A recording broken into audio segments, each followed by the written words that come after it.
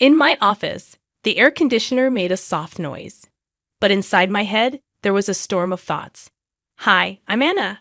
I'm 28, and I'm a lawyer. My life now is very different from when I was a kid. I had a tough childhood, and I've kept it hidden even from those close to me. The calmness of my office was interrupted by my phone ringing. It showed a number I didn't recognize, but it felt strangely familiar. With a shaky hand, I picked up. "Hello," I said, trying to sound professional but cautious. "It's your father, Anna," the voice said, sounding nervous. A chill went down my spine. I hadn't heard his voice in years. It used to mean safety and love, but now it only brought back betrayal and pain. "Why are you calling me?" I asked sharply. "I'm in trouble, Anna. I need your help," he said, his voice breaking slightly. His plea made me angry.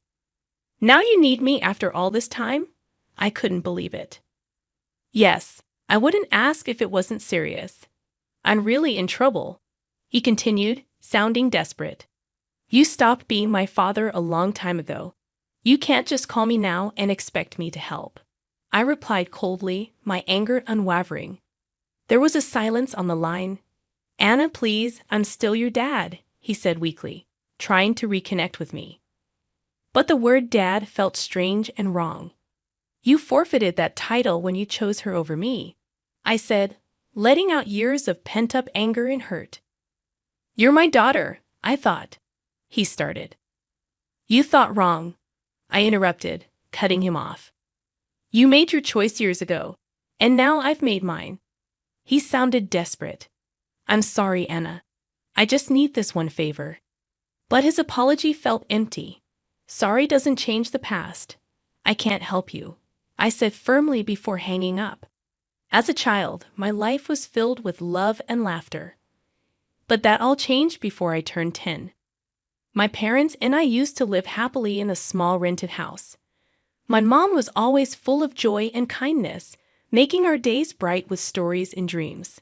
My dad used to be fun and caring. We'd spend evenings playing games or learning new things together.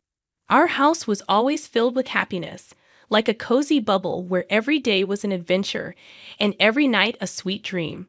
But everything changed when my mom died suddenly. Our once joyful home turned quiet and sad, filled only with memories. Walking through the rooms felt like being surrounded by reminders of her absence. The loss was hard for both me and my dad. But strangely, his grief seemed to fade quickly.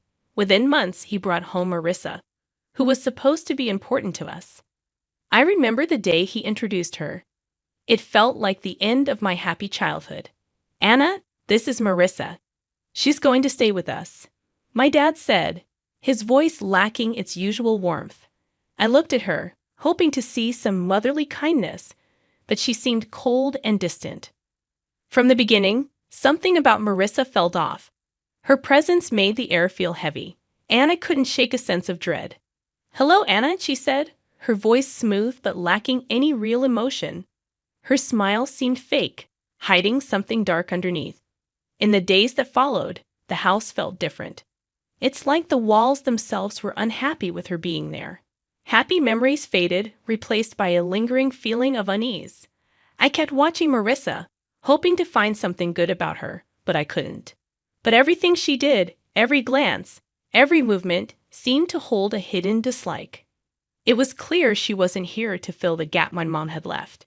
Instead, she wanted to create a new story where I wasn't welcome.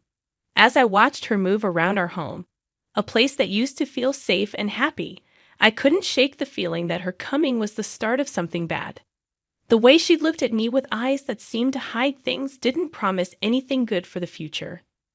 The days after Marissa arrived felt like walking through a bad dream.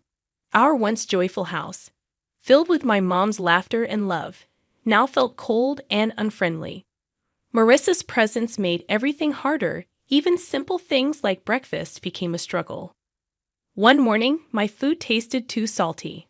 "Marissa, did you put too much salt in this?" I asked hesitantly. "Oh, did I? It must have been a mistake. Just eat it, Anna. Don't be so picky," she replied, sounding dismissive. These incidents kept happening, each one more spiteful than the last. One day, I found my clothes ruined after washing. Marissa, my clothes are all faded. What happened? I asked, holding up my once favorite dress, now ruined. She shrugged, saying, maybe the washing machine is acting up. Or maybe it's time you stop wearing such childish clothes. I felt frustrated, but arguing wouldn't help. I turned to my dad, hoping he'd understand. Dad, Marissa is ruining my things. She's always mean to me, I said one evening, my voice trembling with anger and sadness. But my father didn't listen. Anna, you're imagining things. Marissa is doing her best to fit into our family. Stop causing trouble, he said sternly, his words hurting me deeply. Every day became a struggle, trying to deal with Marissa's hostility and my father's indifference. The home that used to be my sanctuary now felt like a prison. I spent more time in my room, trying to escape the tension. Living with Marissa was like living in a nightmare. I missed the happiness my mom brought, the contrast to the darkness Marissa brought. Living with Marissa turned into a daily struggle. Her hostility grew from words to actions, sometimes hurting me physically. It started subtly, with pinches on my arm or twists on my stomach, always where they wouldn't show. I tried to avoid her, taking longer routes or waiting until she was busy, but she always found a way to hurt me. One day, while I was reading quietly, she walked in and pinched my arm hard, for no reason. Her nails dug into my skin, and I winced in pain, but I held back any cry of protest. She looked at me with a cold, triumphant smirk before walking away. During one of Grandma's rare visits, she noticed my cautious movements and how I flinched at Marissa's voice echoing through the house. Anna, is everything all right at home? Grandma asked, her voice filled with concern. I looked at her, my heart aching to tell her the truth, but fear and the desire to protect her held me back. Yes, Grandma, everything's fine. Just a lot of schoolwork, I lied, forcing a smile. She seemed unsure but didn't press further. I felt guilty for deceiving her, but I couldn't bear causing her distress. That evening, as Grandma left, I saw Marissa watching from the window, a satisfied expression on her face. It was as if she enjoyed having control over me, knowing she could hurt me and get away with it. Her triumphant look made it clear she was in power, and I was just a helpless player in her twisted game. I retreated to my room, feeling trapped in a cycle of abuse and silence. The physical pain from Marissa's pinches and twists was bearable compared to the emotional turmoil I felt. School became my sanctuary, a place where I could briefly escape my home life's misery. But even there, the shadows of my struggles at home began to seep through. My teacher, Mrs. Thompson, a kind-hearted woman who always encouraged her students, started to notice changes in me. One day, as I handed in my homework, she gently grabbed my wrist, her eyes drawn to the bruises.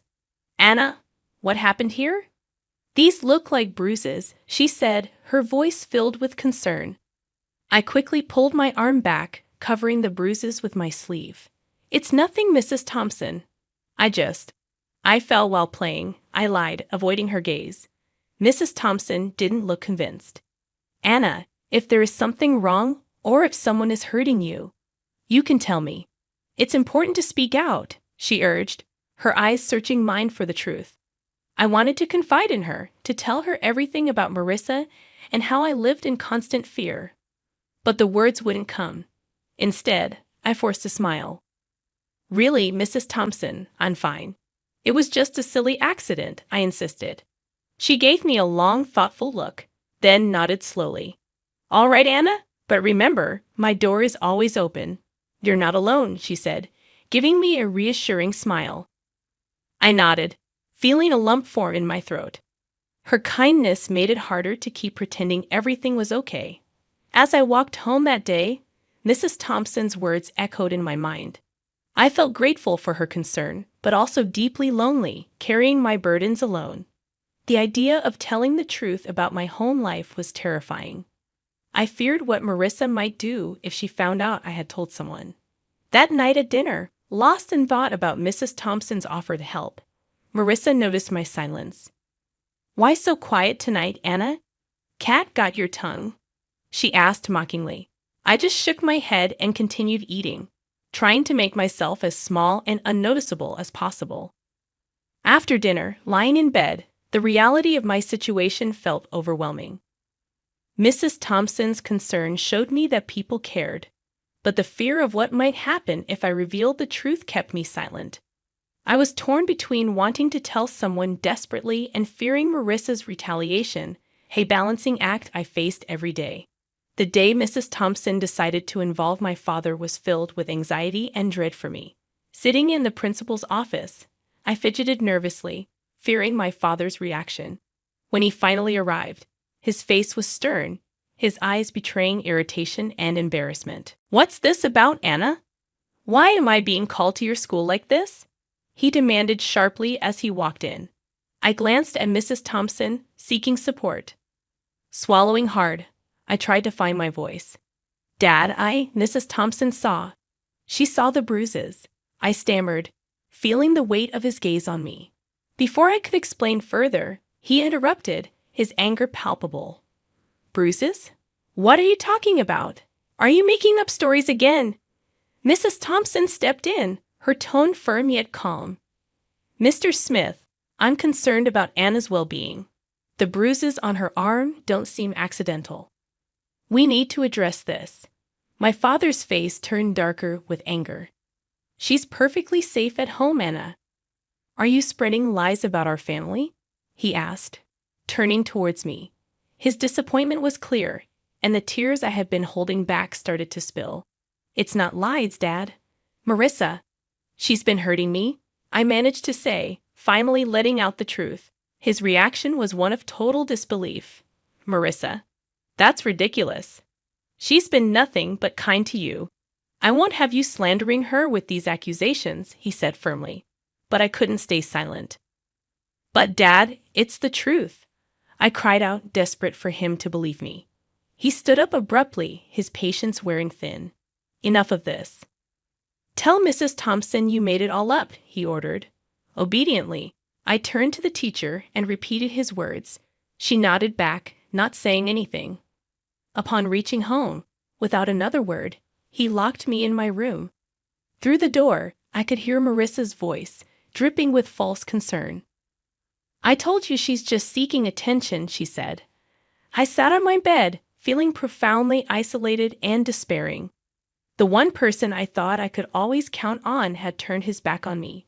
The walls of my room, which had once felt like my personal haven, now felt like the walls of a prison. I lay there, thinking about everything that had happened. The physical pain of the abuse was nothing compared to the emotional torment of being disbelieved and punished by my own father. It was a harsh realization that the person who was supposed to protect and love me unconditionally was now the source of my deepest pain. The days following my confinement in my room were some of the darkest I had ever experienced. Trapped and feeling utterly alone, I realized that my only hope lay in my grandmother, my father's mother. She was a kind and loving woman who had always shown me affection, but I had never dared to burden her with my troubles at home. One evening, when I was sure Marissa and my father were occupied, I mustered the courage to call my grandmother. My hands were shaking as I dialed her number. "Hello!" Her familiar warm voice came through the phone. "Grandma, it's me, Anna," I said, trying to keep my voice steady. "Anna, my dear, how are you?" she asked, her tone filled with genuine care. Tears welled up in my eyes as I replied. "Grandma, I need help. Can I come and stay with you for a while?" There was a moment of silence on the other end. "What's wrong, Anna? Did something happen?" I took a deep breath, the words rushing out. "It's Marissa. She's been hurting me. And Dad won't believe me. I don't know what to do." I could hear the concern in her voice as she quickly responded, "Of course, my dear. You come right over. I'll take care of this." The next day, my grandmother arrived. She was a small woman, but her presence filled the room. She confronted my father with a strength that surprised me. "John, I'm taking Anna with me. She's not safe here," she declared firmly. My father, taken aback, tried to protest. "Mom, you can't just take her. She's my daughter." "Your daughter, whom you failed to protect," She countered sharply. I won't stand by and watch her suffer. Marissa tried to intervene. She's just a child making up stories. You can't believe her over us. Grandma turned to Marissa, her eyes steely. I know a scared child when I see one. Anna is coming with me, and if you try to stop me, I'll take this matter to the authorities. My father, realizing he was defeated, didn't put up any further resistance. As I gathered my things, I saw Marissa's expression change from defiant to defeated. Leaving the house with my grandmother, I felt a weight lift off my shoulders. For the first time in months, I felt safe. The car ride to Grandma's was quiet, but her presence was comforting. Once we arrived, she turned to me and said, You're safe now, Anna. You don't have to worry anymore. In my grandmother's house, I found the love and security that had been missing in my life. It was a haven where I could heal and regain my strength. The contrast between her nurturing home and the coldness of my father's house was stark. For the first time in a long while, I felt like I could breathe again, free from the fear and anxiety that had plagued me. Years had passed since I left my father's house to live with my grandmother. Her home had been a sanctuary, a place of healing and love. But time, as it does, moved on and brought another wave of change. My beloved grandmother passed away, leaving a void that seemed impossible to fill. At the funeral, my father and Marissa showed up, their faces a mix of feigned sorrow and poorly disguised eagerness. It was clear they were more interested in what they might gain for her passing than mourning her loss. After the funeral, as we gathered at my grandmother's house, Marissa wasted no time. Well, Anna, I suppose you'll be finding a new place to live now. This house and everything in it belongs to your father now, she said, her voice tinged with barely concealed glee. My father nodded in agreement, scanning the room as if already planning what to do with the house. I couldn't help but smile, a reaction that seemed to confuse them. Actually, that's where you're wrong, I said, the confidence in my voice taking them by surprise. What do you mean? My father asked, his expression shifting to one of confusion. I took a deep breath, savoring the moment. Grandma left a will.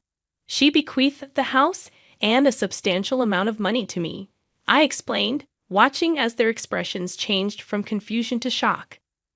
But you're just a child. I'm your father. I should be in charge of any inheritance you receive. My father stammered, his sense of entitlement clear. Marissa chimed in, her voice shrill. Yes, until you come of age, your father will manage your property. Good prospects. Their reactions were almost amusing. You don't give a damn about me so much that you didn't even wish me a happy birthday. I turned 18 a month ago. I'm legally an adult now. I make my own decisions, I stated firmly, relishing the look of realization dawning on their faces. My father's expression turned from shock to anger, then to a sort of desperate pleading. Anna, you can't do this. We're your family, he said. I looked at them, memories of my childhood flooding back. You stopped being my family a long time ago, I said, my voice steady. Marissa stepped forward, her tone now begging. At least let us stay in the house. We have nowhere else to go. We have not extended the lease of our house. I shook my head. This is my house now. You'll need to find somewhere else. As they left, the weight of years of pain and neglect seemed to lift off my shoulders. I stood in the house that was now mine, a house filled with memories of my grandmother's love, and felt a sense of closure. The echoes of the past my father's call stirred remained. I sat there, phone in hand, feeling a tumult of emotions, anger, betrayal, and a sense of injustice.